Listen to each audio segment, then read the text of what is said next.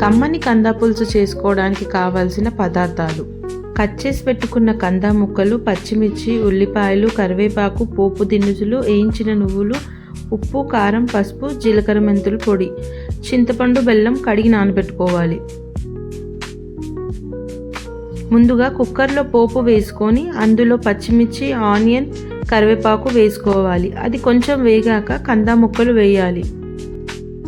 ముక్కలు బాగా కలిపాక కొన్ని నీళ్లు పోసి ఒక విజిల్ పెట్టుకోవాలి.